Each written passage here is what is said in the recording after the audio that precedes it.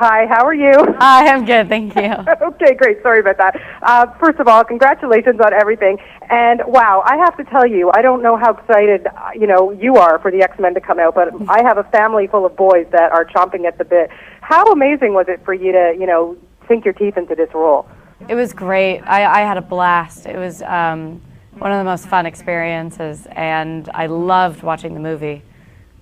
Did you did you have a chance to, well, first of all, I wanted to know if you were an X-Men fan in the beginning, or did you even care about it, or how did you kind of go about taking on the role? I became an X-Men fan because I watched all of the movies before the auditions, and I loved them. And then for researching for the role, I read all of the comic books, and then it kind of turned into my own enjoyment reading all of the comic books. Did you talk to Rebecca about any of it, or was it something that you just kind of, because she had played the role in the other films, did she give you any advice about it? She mostly gave me advice about the makeup and how to survive that. But I did watch her, and she has a very specific walk. But mostly it's kind of how my character turns into her or becomes her. So we couldn't have too many similarities, if that makes sense. Well, exactly. I wanted to ask you that because that must be wonderful for you to have that kind of freedom to take a well-established character, whether, people know her from the comic or whatever, but to kind of develop her. That must have been wonderful. Yeah, it was. It was fantastic. Did you, in terms of working with the other cast, I mean, you've got such an amazing cast to work with. I want to talk about James McAvoy because one of my favorite actors, bar none. How did you like working with him? He's one of my favorite people in the entire world. He's the nicest, most down-to-earth, genuine, friendly, funny, and he's such an amazing actor. Yeah. Was it a lot of collaboration between the two of you, or just a lot of fun, I would think? It was mostly just a lot of fun. We had a blast on that set.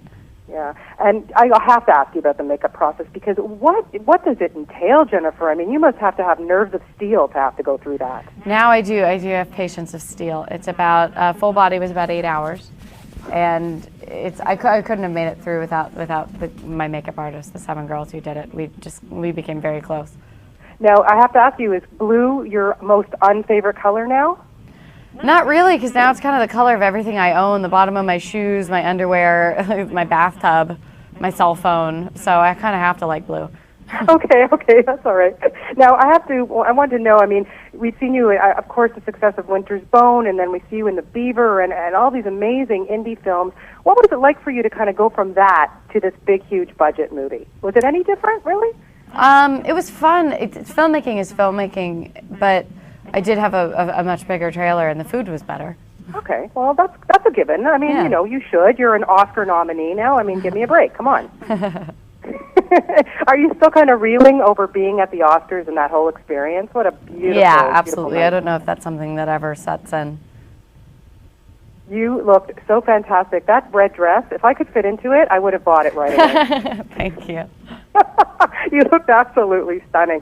What was your first reaction to seeing yourself in the makeup the very, very first time you had it on for X-Men? It's very bizarre. You kind of look like this work of art. You kind of look like a statue, and it's weird. It looks crazy when you smile, so I tried not to cover up my teeth when I smile because your teeth turn bright white.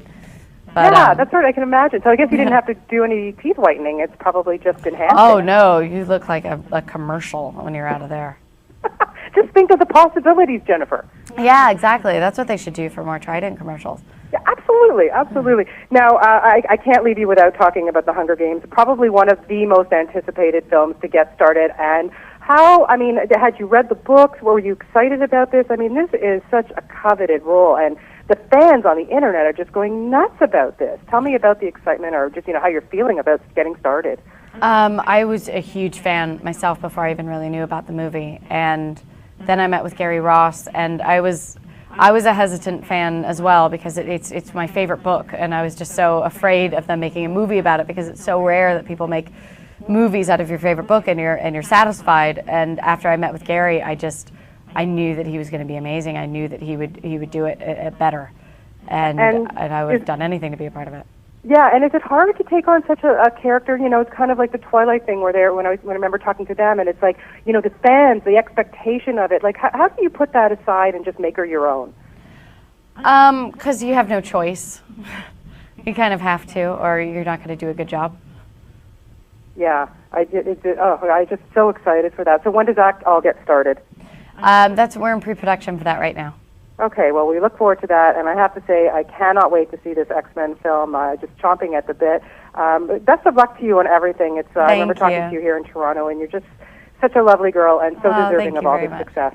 Thank you. You're very welcome. Have a wonderful day. Okay, thank you. Take care. Bye-bye. Bye.